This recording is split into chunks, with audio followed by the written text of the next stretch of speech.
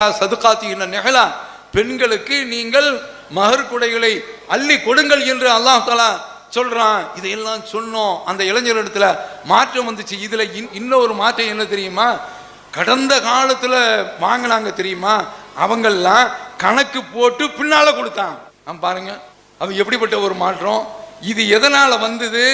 அந்த மக்களிடத்துல இந்த புரட்சி எப்படி உருவானது? குர்ஆன் ஹதீஸ சொன்னதுனால, குர்ஆன்ல உள்ளதை எடுத்து சொன்னதுனால.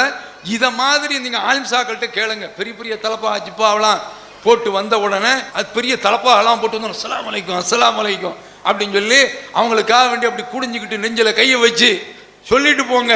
போய் கேளுங்க, நீ சமுதாயத்துல என்ன மாற்றத்தை கொண்டு வந்த? நேற்று முளைச்ச காளான் என்று நீ திட்டுறிய, அவன் இவ்வளவு பெரிய ஒரு மாற்றத்தை கொண்டு வந்திருக்கிறானே. இந்த மாற்றம் எப்படி ஏற்பட்டது? இந்த முன்னேற்றம் எப்படி ஏற்பட்டது? இந்த வளர்ச்சி, இந்த எழுச்சி, இந்த புரட்சி எப்படி ஏற்பட்டது? கேளுங்க அவர்களிடத்தில் போய்.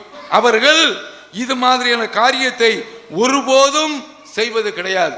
அப்ப இந்த மாதிரியான ஒரு மாற்றத்தை எல்லாம் சமுதாயத்தில் ஏற்படுத்தியதற்கு காரணம் தௌஹீத் கொள்கை தான். இந்த கொள்கையை தான் நாமோ இறுதி வரைக்கும் கடைபிடிக்க வேண்டும். இதில் தான் நாம் இறுதி வரைக்கும் பயணிக்க வேண்டும்.